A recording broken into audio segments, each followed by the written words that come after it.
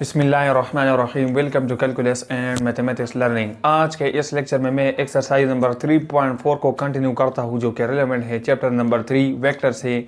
First year mathematics new course आपके PK and this is lecture number 11। चलिए बढ़ते हैं exercise number 3.4 chapter number 3 vector. Chapter का नाम है first year mathematics new course आपके पीके है। ये हमारे पास लेक्चर नंबर 11 है। आज के लेक्चर में हम पहला और दूसरा सवाल सीखेंगे, जो कि हमारे पास एक्सरसाइज नंबर 3.4 से रिलेवेंट है। पहला प्रॉब्लम है find the following cross product.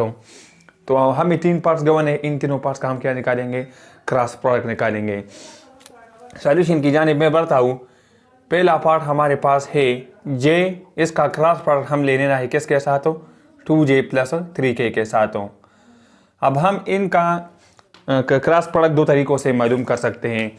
पहला तरीका क्या होगा, ये 2 है ना, यहाँ पर j क्रॉस प्रोडक्ट 2j के साथ है, 2 को बाहर निकालो तो हम क्रॉस प्रोडक्ट लेंगे j क्रॉस j के साथ। सो j इसका क्रॉस प्रोडक्ट किसके साथ हो, j के साथ, सही है। फिर हमारे पास प्लस साइन है दरमियान में, 3 को बाहर निकालो तो हमारे पास रह जाएगा j क्रॉस k, सही है, j क्रॉस हो k। अब हमें पता है कि क्रॉस प्रोडक्ट बिटवीन 2 वेक्टर क्या होता है। सो a क्रॉस b हमारे पास बराबर होता है a मैग्नीट्यूड b मैग्नीट्यूड और साइन थीटा। ये क्रॉस प्रोडक्ट का क्या है, ये डिफिनीशन है। जिस तरह हमारे पास डॉट प्रोडक्ट का डिफिनीशन था a dot b is equal to magnitude of a magnitude of b cos theta, same wise हमारे पास क्रॉस प्रोडक्ट का जो डिफिनीशन है वो है a cross b is equal to a magnitude b magnitude sine theta. Just यहाँ पर cos theta को sin थीटा से रिप्लेस करो तो आपको रिजल्टेंट क्या मिल जाएगा, क्रॉस प्रोडक्ट मिल जाएगा बिटवीन 2 वेक्टरों। अब हमने क्या करना है, हमने एक साइकिल बनाना है। यहाँ पर लेट्स सपोज हमारे पास i है, फिर इस तरह हमारे पास j है, फिर हमारे पास इस तरह k है और फिर इस तरह क्लोज, सही है। ये एक साइकिल है। अब हमने निकालना क्या है, j क्रॉस j। तो यहाँ पर हम पुटिंग करते हैं तो ये बनेगा j क्रॉस j, a और b को रिप्लेस करो j से। सो j क्रॉस j क्या हो जाएगा, magnitude of j, magnitude of b की जगह bj हो जाएगा और साइन क्या हो जाएगा। अब याद रखें ये दोनों वेक्टर सेम है, तो जब भी 2 वेक्टर सेम होते हैं वो हमारे पास पैरेलल वेक्टर होते हैं और उन दोनों के दरमियान डिग्री एंगल हमारे पास 0 होता है। एक वेक्टर इस तरह है, दूसरा भी इस तरह है, तो मतलब दोनों का मैग्नीट्यूड सेम है। तो इन दोनों में जो रिजल्टेंट एंगल बनेगा वो हमारे पास या 0 होगा या 180 डिग्री होगा। ये हमारे पास डायरेक्शन पे डिपेंड करता है। अगर डायरेक्शन सेम हो तो डिग्री हमारे पास 0 होगा एंगल, अगर डायरेक्शन एंटी पैरेलल हो तो उसी केस में हमारे पास एंगल 180 डिग्री होगा। लेकिन यहाँ पर इसका मैग्नीट्यूड सेम है तो इसका मतलब है कि इसका डायरेक्शन सेम है और एंगल हमारे पास यहाँ पर क्या हो जाएगा, साइन 0 डिग्री हो जाएगा। अब हमारे पास आपको पता है साइन 0 डिग्री हमारे पास 0 के बराबर होता है, तो इस रिजल्ट क्या आ जाएगा, 0 हो जाएगा। तो इसका मतलब j क्रॉस j हमारे पास किस चीज़ के बराबर है, 0 के बराबर है। सेम वाइज अगर आप i क्रॉस i के लिए निकालें, आप k क्रॉस k के लिए निकालें, तीनों के लिए हमारे पास रिजल्ट क्या आएगा, 0 आएगा। क्यों, क्योंकि ये दोनों वेक्टर हमारे पास सेम है। तो जब वेक्टर सेम होता है तो हमारे पास उन दोनों के दरमियान जो एंगल बनता है वो 0 बनता है। पैरेलल वेक्टर होते हैं तो इसकी वजह से हमारे पास जो साइन थीटा आता है, साइन 0 डिग्री आता है, वो हमारे पास 0 आता है। वही 0 हमारे पास अगर in magnitude of the vectors के साथ रिजल्ट का ले, प्रोडक्ट का ले, तो उससे रिजल्ट क्या आएगा, 0 आएगा। तो यहाँ पर इस रिजल्ट हमारे पास 0 हो जाएगा। सो 2 × 0 हो जाएगा, देन +3 अपनी जगह पे। j क्रॉस k क्या हो जाएगा, यहाँ पर देखो ये हमारे पास डिफिनीशन है ना, a में a क्रॉस b, तो a की जगह j पुट करो और k की b की जगह क्या पुट करो, हमारे पास k है। तो ये बन जाएगा j cross k will be j magnitude फिर k मैग्नीट्यूड, फिर हमारे पास एंगल क्या हो जाएगा। जब 2 वेक्टर हमारे पास डिफरेंट हो, याद रखो जब भी 2 वेक्टर हमारे पास यूनिट वेक्टर, असल में i j k हमारे पास यूनिट वेक्टर है, अगर ये हमारे पास डिफरेंट हो तो इन दोनों के दरमियान जो एंगल बनता है वो हमारे पास 90 डिग्री होता है हमेशा। तो यहाँ पर हमारे पास इन दोनों के दरमियान डिग्री क्या हो जाएगा, हमारे पास 90 डिग्री हो जाएगा। तो साइन 90 डिग्री किस चीज़ के बराबर है, ये 1 के बराबर है। तो साइन 90 डिग्री की भी 1 के बराबर है, k का मैग्नीट्यूड भी 1 के बराबर है और j का मैग्नीट्यूड भी 1 के बराबर है। तो इसका मतलब ये हुआ कि j क्रॉस k से हमारे पास रिजल्ट क्या आएगा, 1 आएगा। तो यहाँ पर मैं j क्रॉस k को 1 से रिप्लेस करता हूँ, तो इससे हमारे पास रिजल्ट क्या आ जाएगा। तो यहाँ पर j क्रॉस j हमारे पास क्या हो गया, 0 हो गया, फिर 2 हो गया, देन 3 × j क्रॉस k से हमारे पास रिजल्ट क्या आता है, j क्रॉस k से रिजल्ट हमारे पास i आएगा। क्यों, क्योंकि j क्रॉस k तो k के बाद हमारे पास रिजल्ट क्या होता है, i। तो यहाँ पर हम i भी लिखेंगे, तो इससे रिजल्ट तो 0 आ जाएगा और इससे रिजल्ट 3i आ जाएगा। तो फाइनल रिजल्ट हमारे पास 3i हो जाएगा। क्यों, यहाँ पर हमारे पास स्केलर नंबर क्यों नहीं आता, ये इसलिए कि जब भी हमारे पास दो वेक्टर का आप क्रॉस प्रोडक्ट लोगे तो क्रॉस प्रोडक्ट के रिजल्ट से क्रॉस प्रोडक्ट ही आता है। ये इंपॉर्टेंट पॉइंट है, इसको याद रखें। दो वेक्टर के क्रॉस प्रोडक्ट से रिजल्ट एक वेक्टर आता है। क्या आता है? वेक्टर। उनका एक भी वेक्टर है, दूसरा भी वेक्टर है, तो जाहिर सी बात है अगर एक वेक्टर का क्रॉस प्रोडक्ट आप दूसरे वेक्टर के साथ लोगे तो इससे रिजल्ट हमारे पास एक वेक्टर आएगा। 3i हमारे पास वेक्टर है क्योंकि यहाँ पर यूनिट वेक्टर i है। अगर दो वेक्टर का आप डॉट प्रोडक्ट लोगे तो उससे रिजल्ट एक स्केलर नंबर आता है। तो ये हमारे पास पहला अप्रोच था। दूसरा अप्रोच क्या होता है? दूसरा अप्रोच हमारे पास डिटर्मिनेंट होता है। डिटर्मिनेंट में क्या लिखते हैं? पहले में हम i j k लेते हैं रो में, फिर सेकंड रो में हम पहला वेक्टर लेते हैं। तो यहाँ पर i k नहीं है तो i और k की जगह 0 0 लिखो, j k की जगह हमारे पास j का कोएफिशिएंट 1 है। फिर तीसरे रो में हमारे पास सेकंड वेक्टर होता है, i कंपोनेंट नहीं है, मैं 0 लिखता हूँ, j कंपोनेंट 2 है और k कंपोनेंट 3 है। अब इसको एक्सपेंड करो along column number 1, along column 1 इसको हम क्या करते हैं? एक्सपेंड करते हैं। तो पहला एंट्री हमारे पास i है, फिर हमारे पास क्या है? ये i इसी रो में है और इसी कॉलम में इसको क्रॉस करो, हमारे पास 1 0 2 3 रह जाएगा, 1 0 2 3 रह जाएगा।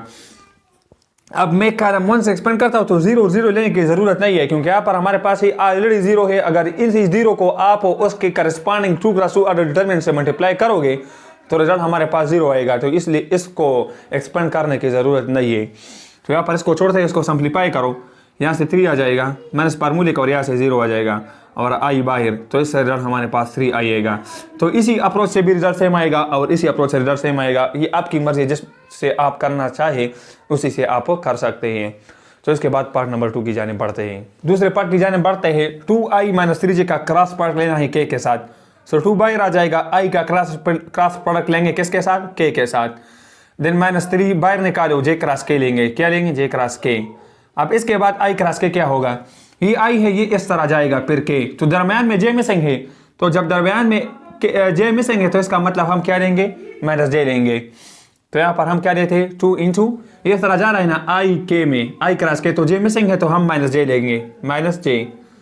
फिर -3 है और j क्रॉस k है ना, तो j क्रॉस k इसके बाद i आएगा। तो मैं रिजल्ट क्या लूँगा? i लूँगा। अब यहाँ पर मैंने 0 0 इसलिए नहीं लिया क्योंकि यहाँ पर भी दोनों यूनिट वेक्टर डिफरेंट है, यहाँ पर भी दोनों यूनिट वेक्टर डिफरेंट है, तो रिजल्ट हमारे पास एक वेक्टर आएगा, 0 नहीं आ सकता। क्यों? क्योंकि जब दो वेक्टर हमारे पास सेम होते हैं तो उसी केस में हमारे पास रिजल्ट 0 आता है, साइन 0 की वजह से। यहाँ पर चूंकि वेक्टर डिफरेंट है तो साइन 90 हमारे पास 1 आता है, तो इसलिए यहाँ पर रिजल्ट क्या आएगा? एक वेक्टर आएगा। तो इससे रिजल्ट क्या आ जाएगा? -2j और -3i। इसको अगर रीअरेंज किया जाए तो -3i और -2j इसका क्या हो जाएगा? रिजल्ट हो जाएगा। अब वो डिटर्मिनेंट के थ्रू भी सॉल्व करते हैं। पहले रो में i j क्या हो जाएगा? दूसरे रो में हमारे पास पहला वेक्टर क्या है? ये है, i का कंपोनेंट 2 है, j का कंपोनेंट हमारे पास -3 है और k नहीं है इसमें। फिर थर्ड रो में हमारे पास क्या हो जाएगा? थर्ड वेक्टर हो जाएगा, हाँ थर्ड सेकंड वेक्टर। तो यहाँ पर i j नहीं है, 0 0 लेते हैं और k का कंपोनेंट हमारे पास 1 है। अब इसको एक्सपेंड करते हैं एलांग R3 से, एलांग R3। तो साइन कन्वेंशन आपको पता है, plus minus plus minus plus minus plus minus plus हो। जब हम एक्सपेंड करते हैं 3 क्रॉस 3 और हायर ऑर्डर डिटरमिनेंट को साइन कन्वेंशन के साथ आते हैं। अब मैं इसी रो से करता हूं तो इनको, इसको और इसको लेने की जरूरत नहीं है, आप इसको ले लें। इसके साथ साइन क्या है? पॉजिटिव है, तो मैं +1 लेता हूं। अब ये 1 हमारे पास इसी रो में है और इसी कॉलम में, इसको एक्सपेंड करो। सो i j रह गया और दूसरा 2 - 3 रह गया, 2 - 3। अब इसको सिंप्लीफाई करो, 1 बाहर, इसको मल्टीप्लाई करो -3i माइनस फार्मूले का और इससे 2j आ जाएगा। तो इससे रिजल्ट -3i और -2j आ जाएगा। तो ये हमारे पास डिटर्मिनेंट के मेथड से रिजल्ट आ गया और ये हमारे पास डायरेक्ट मेथड से रिजल्ट आ गया। इसके बाद नेक्स्ट पार्ट को भी समझते हैं, लास्ट पार्ट को समझते हैं। ये वेक्टर हमारे पास 3 डायमेंशनल प्लेन में है, तो पहले मेथड से हम नहीं करते हैं क्योंकि अगर पहले मेथड से करेंगे तो हम एक कंपोनेंट को हर एक के साथ मल्टीप्लाई करेंगे, फिर दूसरे को हर एक कंपोनेंट, फिर तीसरे को हर एक कंपोनेंट के साथ मल्टीप्लाई करेंगे, तो ये टाइम ज़्यादा लेगा। तो हम डिटर्मिनेंट के मेथड से सॉल्व करते हैं। सोल्यूशन की जानिब में बढ़ता हूँ। पहले रो में i j k होता है हमेशा, फिर सेकंड रो में हमारे पास पहला वेक्टर, सो 2 - 3 5, 2 - 3 5। फिर थर्ड रो में सेकंड वेक्टर होता है 6 2 - 3, 6 2 - 3। अब मैं एलांग R1 इसको एक्सपेंड करता हूँ, एलांग R1। साइन कन्वेंशन याद रखें, plus minus plus minus plus minus plus minus plus हो। अब एलांग R1 में एक्सपेंड करता हूँ तो पहले एंट्री हमारे पास आई है, रिजल्ट साइन पॉजिटिव आएगा। ये आई हमारे पास इसी रो में है, इसी कॉलम में, इसको क्रॉस करो तो ये रह जाएगा -3 और 2 - 3 रह जाएगा। देन मैं R1 से करता तो इस तरह जाऊंगा हॉरिजॉन्टली, तो फिर जे की बारी है, जे के साथ साइन माइनस आएगा, सो -j हो जाएगा। अब ये जे इसी रो में और इसी कॉलम में, इसको क्रॉस करो तो 2 रह जाएगा और एक एंट्री 6 - 3 रह जाएगा।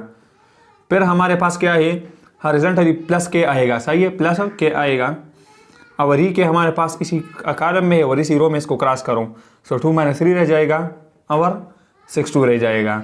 अब इसको सिंप्लीफाई करूँ तो आई अपनी जगह पे यहाँ से 9 आ जाएगा, देन माइनस यहाँ से 10 आएगा, सही है, 9 - 10 आएगा। -j अपनी जगह पे यहाँ से -6 आ जाएगा, माइनस बरमूदे का यहाँ से 30 आ जाएगा, सही है। देन इसके बाद प्लस के अपनी जगह पे यहाँ से 4 आएगा, माइनस बरमूदे का यहाँ से -18 आएगा, क्या आएगा -18, तो प्लस प्लस हो जाएगा। अब यहाँ से -i, यहाँ से -36 इंटू माइनस से +36j हो जाएगा, सही है, और यहाँ से हमारे पास 22k हो जाएगा। तो ये हमारे पास रिजल्टेंट वेक्टर आ गया इन दोनों वेक्टर के क्रॉस प्रोडक्ट से। तो ये मेथड हमारे पास थोड़ा क्विक मेथड है, इसलिए मैंने इसको इस मेथड से इसको सिंप्लीफाई किया। अब क्वेश्चन नंबर 2 की जानिब बढ़ते हैं। नेक्स्ट क्वेश्चन नंबर 2 की जानिब बढ़ते हैं, कह रहा है कि show in 2 different ways that the vectors a and b are parallel. पहले पार्ट में एक वेक्टर गिवन है, फिर दूसरे पार्ट में दूसरा वेक्टर गिवन है i j के प्लेन में। अब हमने दो तरीकों से इसको प्रूव करना है कि ये जो दो वेक्टर हमारे पास गिवन है a और b हमारे पास पैरेलल वेक्टर है। तो पहला अप्रोच हमारे पास क्या होगा, सोल्यूशन की जानिब मैं बढ़ता हूँ। पहले हम क्रॉस प्रोडक्ट लेते हैं, a क्रॉस b आपको पता ही बराबर होता है magnitude of a magnitude of b into sine of theta. अगर इन दो वेक्टर के दरमियान, मैंने बताया पिछले क्वेश्चन में, अगर इन दोनों वेक्टर के दरमियान एंगल 0 होगा तो ये दोनों वेक्टर हमारे पास क्या होंगे, पैरेलल होंगे। तो आप a क्रॉस b को मालूम करें तो a क्रॉस b क्या हो जाएगा, i j के पहले वेक्टर में, फिर दूसरे रो में हमारे पास -1 2 - 3 हो जाएगा, -1 2 - 3, फिर तीसरे रो में हमारे पास 2 - 4 6 हो जाएगा, 2 - 4 6 हो। अब इसको आप एक्सपेंड करें तो आपके पास रिजल्ट 0 आएगा। इसको मैंने ऑलरेडी एक्सपेंड किया है, मैं इसको सॉल्व नहीं करता, इससे रिजल्ट 0 आता है, आप खुद करें। तो यहाँ पर अगर आप 0 पुट करेंगे और इससे डिवाइड करेंगे तो साइन थीटा हमारे पास 0 के बराबर आ जाएगा। तो साइन थीटा 0 के बराबर आ गया तो थीटा हमारे पास साइन इनवर्स 0 हो जाएगा, और साइन इनवर्स 0 हमारे पास 0 के बराबर है। तो अगर एंगल 0 के बराबर आ गया तो मैंने बताया वेक्टर हमारे पास क्या होंगे, पैरेलल होंगे। तो पहले अप्रोच से तो हमने वेरीफाई किया कि दोनों वेक्टर हमारे पास क्या है, पैरेलल है। दूसरा अप्रोच हमारे पास डॉट प्रोडक्ट है, क्या कहता है कि a dot b is equal to magnitude of a magnitude of b cos theta. a dot b निकालो, -1 इंटू 2 से -2 आ जाएगा, 2 इंटू -4 से -8 आ जाएगा, -3 इंटू 6 से हमारे पास -8 ही आ जाएगा। Is equal to magnitude of a निकालो, सो 3 स्क्वायर 9, यहाँ से 4 हो, सो √14 आ जाएगा टोटल। मैग्नीट्यूड ऑफ b निकालो, 2 स्क्वायर से 4, इससे क्या आएगा, 4 स्क्वायर से हमारे पास 16 हो, 16 और यहाँ से 4 हो, तो 20 इंटू 36 से हमारे पास क्या आएगा, 56 आएगा इंटू cos थीटा। अब इसको आप सॉल्व करें तो cos थीटा आपके पास -1 आएगा, तो cos को राइट साइड पे शिफ्ट करो तो इसे आ जाएगा cos इनवर्स -1। तो cos इनवर्स -1 180 डिग्री के बराबर है। तो मैंने बताया जब एंगल 180 डिग्री हो तो उसी केस में वेक्टर हमारे पास एंटी पैरेलल होते हैं। तो इसी मेथड से भी आप इसको वेरीफाई कर सकते हैं। अब नेक्स्ट पार्ट की जानिब बढ़ते हैं। नेक्स्ट पार्ट को समझते ही, एक वेक्टर है दूसरा वेक्टर है, अगेन सेम अप्रोच है, a क्रॉस b बराबर हो जाएगा magnitude a magnitude b sine theta के। तो क्या करेंगे, a क्रॉस b पहले निकालो, क्या होगा i j के, फिर दूसरे रो में पहला वेक्टर 3 6 -9, 3 6 -9, फिर है 1 2 -3 हो, 1 2 -3।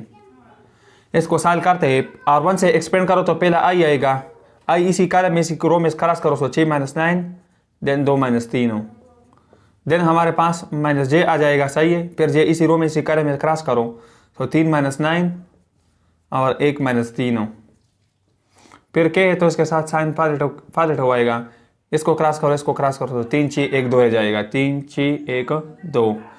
सिंप्लीफाई करते हैं तो i इंटू यहाँ से -18 माइनस फार्मूले कवर, यहाँ से -18 आएगा तो +18 हो जाएगा, फिर -j यहाँ से क्या आएगा, -9 आएगा, देन माइनस फार्मूले का यहाँ से -9 सो +9 के अपनी जगह पे, फिर यहाँ से ची, देन माइनस फार्मूले का यहाँ से ची, फिर इसका मतलब इससे जीरो, इससे जीरो, इससे जीरो, तो सारा रिजल्ट जीरो आ गया। तो अगर ए क्रॉस बी जीरो हो गया, इससे डिवाइड करेंगे तो साइन थीटा अगेन जीरो के बराबर आ जाएगा।